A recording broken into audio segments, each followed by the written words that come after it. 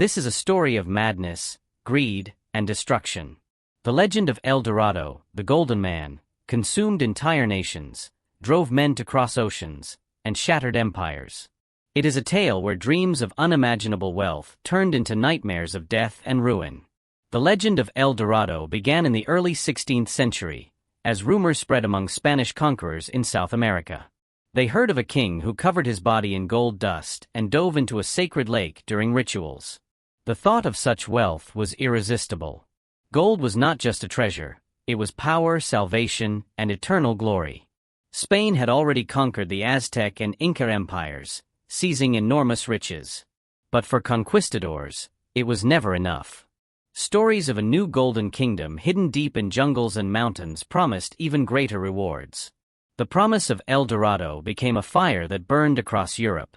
In truth, the legend was a mix of misunderstandings. Indigenous tribes performed ceremonies with gold dust and offerings, but there was no single city of gold. Yet for the Spaniards, imagination filled the gaps. Each tale grew larger, transforming rituals into kingdoms, kingdoms into empires. The obsession began with Gonzalo Jiménez de Quesada, who marched into the highlands of modern Colombia in the 1530s. He discovered the Muisca people, who indeed performed ceremonies in Lake Guatavita. The Spaniards drained parts of the lake, finding small golden artifacts, proof enough that greater riches must lie beyond. Soon, more expeditions followed. Sebastián de Belalcázar and Nicolaus Federman, both ruthless leaders, raced toward the same lands. Their armies clashed, not against natives alone, but against each other, each convinced El Dorado was just beyond the next mountain. The hunger for gold became more than human ambition, it became a curse. Thousands of indigenous people were enslaved or killed. Forests burned. Rivers ran red. Entire tribes vanished, their lives sacrificed to a myth. As the years passed, the legend only grew. El Dorado was no longer a man or a lake, it was said to be a city. Then, a kingdom. Then, an entire empire. The map of South America filled with phantom places, always just out of reach. One of the most infamous seekers was Gonzalo Pizarro, brother of Francisco Pizarro, the conqueror of the Inca. In 1541, Gonzalo led an expedition east of Quito, dragging hundreds of men, horses, and even war dogs into the unknown.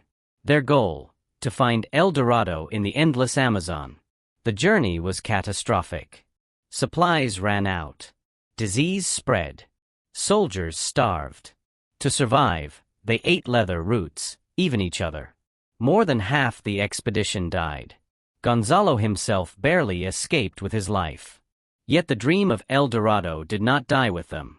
It was Francisco de Orellana, Gonzalo's lieutenant, who made history during that doomed mission. Splitting from the main force, he sailed downriver and accidentally became the first European to navigate the entire Amazon. His report spoke of vast cities along the riverbanks, fueling the myth even further.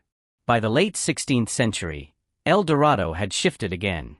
Now it was believed to lie in the heart of Guyana, a vast, unexplored land between Venezuela and Brazil. Here, the legend found a new champion, Sir Walter Raleigh. Raleigh, one of Queen Elizabeth's favorites, dreamed of creating a golden empire for England.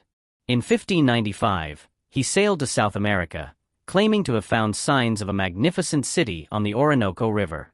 He returned home boasting of a city richer than Peru, though in truth, he had found nothing. Still, Raleigh's words had power. His books inspired generations of explorers and adventurers.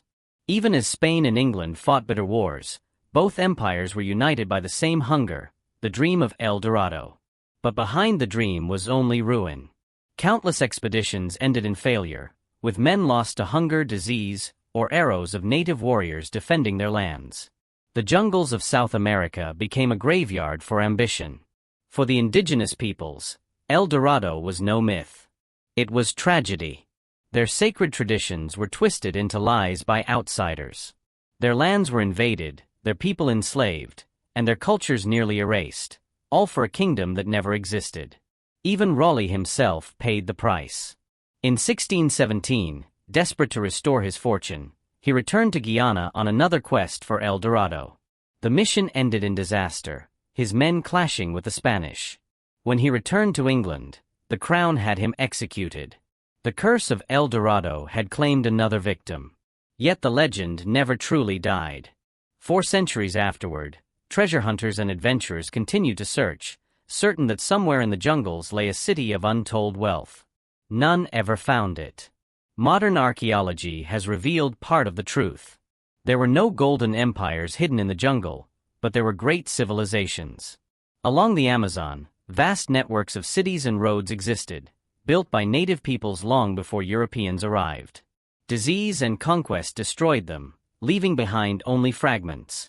In a cruel twist, El Dorado was never about gold at all. It was about misunderstanding, greed, and destruction.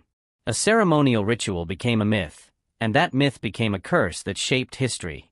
The story of El Dorado is not one of treasure found, but treasure lost. Lost lives, lost cultures, lost worlds. The quest for gold blinded generations to the real wealth of the Americas, its people, its knowledge, its civilizations. Today, El Dorado remains a symbol. For some, it is the ultimate treasure hunt.